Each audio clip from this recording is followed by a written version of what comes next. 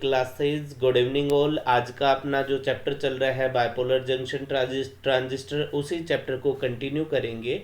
उसमें जो टॉपिक है वो है draw circuit diagram for a NPN transistor to obtain characteristic curve in common emitter configuration. यानी अपने को क्या करना है, कॉमन इमीटर कॉन्फ़िगरेशन जो है उसका करेक्टरिस्टिक कर्व ड्रॉ करना है। ठीक है, तो देखो उसके लिए अपन ने सबसे पहले इसका सर्किट डायग्राम जो है ड्रॉ करेंगे। तो सर्किट डायग्राम में देखो अपन ने क्या किया, एन पी एन ट्रांजिस्टर ले लिया। देखो सिंबॉलिक रिप्रेजेंटेशन से पता चल रहा है ये कौन सा ट्रांजिस्टर है, एन पी एन ट्रांजिस्टर। क्योंकि कॉमन इमीटर कॉन्फ़िगरेशन है इसलिए अपन ने इमीटर को क्या कर लिया, कॉमन ले लिया। यानी इनपुट जो है वो बेस और इमीटर पे देंगे, आउटपुट जो है कलेक्टर और इमीटर के अक्रॉस में लेंगे। ठीक है, अब इनपुट जंक्शन को फॉरवर्ड बायस करने के लिए देखो क्या है, एन पी यानी बेस क्या है, पी पी को अपन ने पॉजिटिव से कनेक्ट किया, यानी ये क्या होगी, फॉरवर्ड बायस पे। कलेक्टर जंक्शन को रिवर्स बायस पे करने के लिए अपन ने देखो इसको क्या किया, इस एन को पॉजिटिव से कनेक्ट कर दिया। ठीक है, इनपुट और आउटपुट वोल्टेज को वेरी करने के लिए अपन ने पोटेंशियोमीटर यूज लिए हैं।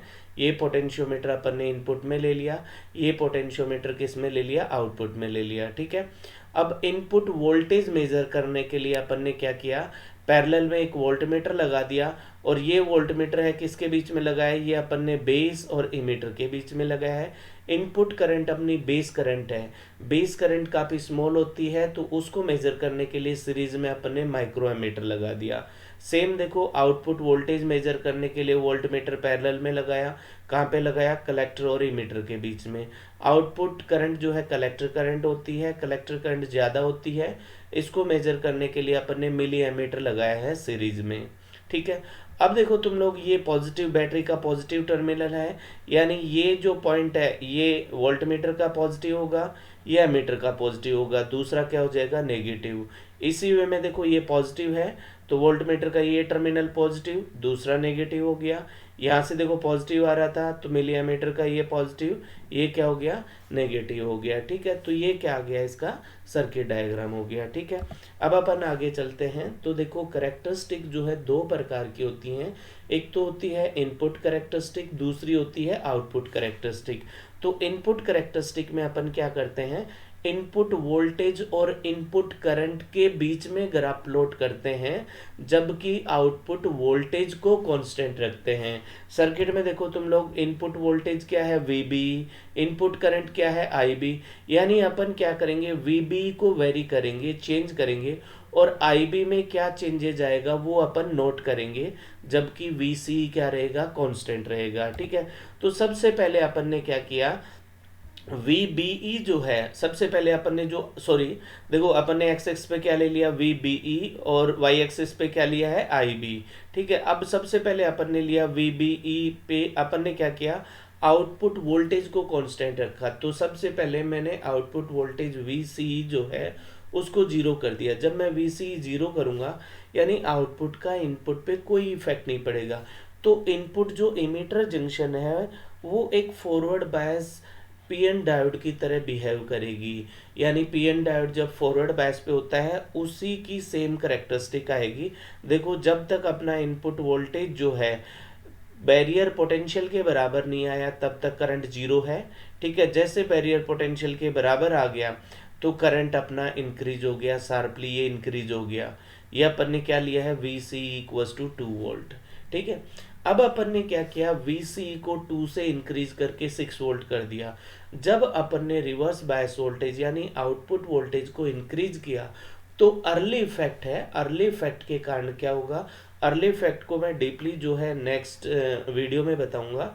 अर्ली इफेक्ट के कारण क्या हो जाता है, जो इफेक्टिव बेस विथ है वो कम हो जाती है, जिसके कारण बेस करंट क्या हो जाएगी, कम हो जाएगी। तो देखो जब अपन ने वीसी को इंक्रीज किया तो ये अपने पास बेस करंट आ गई, ये करंट जो है पहले से कम है।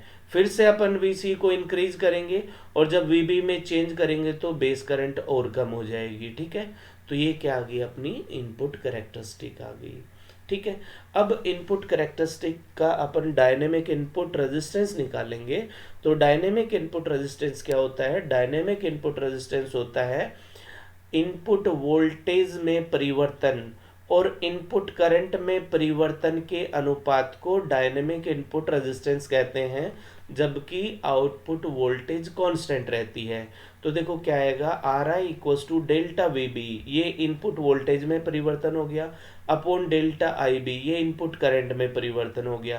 कांस्टेंट क्या है, वी सी, यानी आउटपुट वोल्टेज क्या है, कांस्टेंट है। ठीक है, नेक्स्ट आगे देखो अपन करेंगे अब जो है आउटपुट कैरेक्टरिस्टिक। तो देखो ध्यान देना, आउटपुट कैरेक्टरिस्टिक में क्या होता है, आउटपुट वोल्टेज और आउटपुट करंट के बीच में अगर आप प्लॉट करेंगे, जबकि इनपुट करंट कांस्टेंट रहेगा, यानी आउटपुट कैरेक्टरिस्टिक जो है इनपुट करंट पे डिपेंड करती है, इसीलिए ट्रांजिस्टर को करंट कंट्रोल डिवाइस कहते हैं। ठीक है, तो देखो अपन ने कैरेक्टरिस्टिक किसके बीच में लिया है, आउटपुट वोल्टेज यानी वीसी, आउटपुट करंट यानी आईसी, आईसी को अपन ने मिली एम्पियर में ले लिया, वीसी को किस में ले लिया, वोल्ट में ले लिया। ठीक है, तो आउटपुट कैरेक्टरिस्टिक को अपन तीन पार्ट में डिवाइड करेंगे, एक तो एक्टिव रीजन, दूसरा सैचुरेशन रीजन, और तीसरा क्या होता है, कट ऑफ रीजन। सबसे पहले एक्टिव रीजन देखते हैं। देखो कैरेक्टरिस्टिक में एक्टिव रीजन, ये वाला जो रीजन है ये एक्टिव रीजन कहलाता है।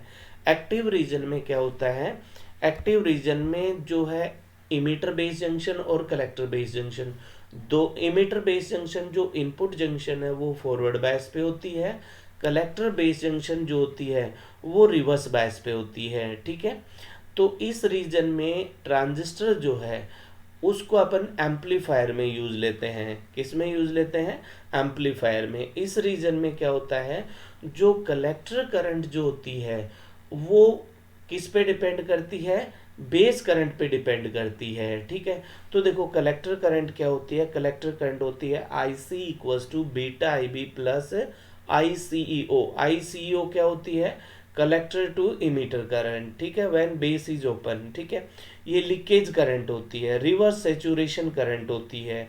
ठीक है, तो देखो इसमें क्या होगा, इसमें क्या होता है, जैसे जैसे अपन वी सी इंक्रीज करते हैं, जैसे जैसे अपन वी सी इंक्रीज करेंगे, तो वी सी इंक्रीज करेंगे तो क्या होगा, देखो मैंने तुम लोगों को बताया था अर्ली इफेक्ट होता है, अर्ली इफेक्ट के कारण इफेक्टिव बेस रीजन कम हो जाएगा, यानी बेस करंट क्या हो जाती है, कम हो जाती है। बेस करंट तो कम होगी, ठीक है, लेकिन उसके कारण क्या होता है, जो रिकॉम्बिनेशन होता है वो कम हो जाएगा। बेस के अंदर रिकॉम्बिनेशन कम होगा तो कलेक्टर करंट क्या हो जाएगी, इंक्रीज हो जाएगी। ठीक है, तो देखो अपन ने जब आई बी इक्वल्स टू कितना लिया, 40 लिया है, तो कलेक्टर करंट जो है 40 से ज़्यादा है। जब अपन ने 80 माइक्रो एम्पियर लिया है तो कलेक्टर करंट 80 से ज़्यादा है। इसका मतलब क्या है, कलेक्टर करंट जो है किससे ज़्यादा होगी, बेस करंट से ज़्यादा होगी। यानी जैसे जैसे अपन बेस करंट को कांस्टेंट करेंगे और वीसी को बढ़ाएंगे तो कलेक्टर करंट क्या हो जाएगी, इंक्रीज हो जाएगी। ठीक है, नेक्स्ट आता है अपना सैचुरेशन रीजन। सैचुरेशन रीजन में क्या होता है, दोनों जब अपन क्या करते हैं, वीसी को घटाकर वीबी से कम करते हैं तो क्या होगा, इनपुट जो आउटपुट जंक्शन है वो भी फॉरवर्ड बायस पे हो जाएगी, यानी दोनों जंक्शन फॉरवर्ड बायस पे होंगी। जब दोनों जंक्शन फॉरवर्ड बायस पे होंगी तो ट्रांजिस्टर जो है सैचुरेशन रीजन में वर्क करेगा, और सैचुरेशन रीजन में क्या होता है, ट्रांजिस्टर ऑन स्विच की तरह बिहेव करता है।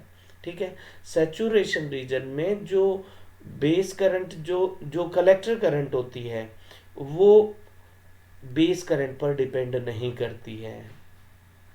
ठीक है, तो ये कौन सा हो गया, सैचुरेशन रीजन। नेक्स्ट करते हैं अपन कट ऑफ रीजन। तो देखो कट ऑफ रीजन में क्या होता है, कट ऑफ रीजन में क्या है, दोनों जंक्शन रिवर्स बायस पे होती हैं। ठीक है, अब देखो करेक्टरिस्टिक में देखो तुम लोग, करेक्टरिस्टिक में जब अपन ने आई बी इक्वल्स टू 0 किया तो कलेक्टर करंट 0 नहीं होगी। कलेक्टर करंट 0 क्यों नहीं होगी, कलेक्टर करंट जो है लीकेज करंट के बराबर होगी। ठीक है, तो लीकेज करंट किस पे डिपेंड करती है, लीकेज करंट जो है टेम्परेचर पर डिपेंड करती है। ठीक है, तो ये वाला रीजन है, ये रीजन क्या कहलाता है, कट ऑफ रीजन कहलाता है। इस रीजन में जो ट्रांजिस्टर है वो ऑफ स्विच की तरह बिहेव करता है। ठीक है, तो ये कौन सा रीजन हो गया, कट ऑफ रीजन। ठीक है, कट ऑफ रीजन आ गया। इसके बाद अपन जो है dynamic output resistance find out करेंगे। तो डायनेमिक आउटपुट रेजिस्टेंस जो होता है वो क्या होता है, आउटपुट वोल्टेज में परिवर्तन और आउटपुट करंट में परिवर्तन के अनुपात को, जबकि इनपुट करंट कांस्टेंट रहती है, उसको डायनेमिक आउटपुट रेजिस्टेंस कहते हैं।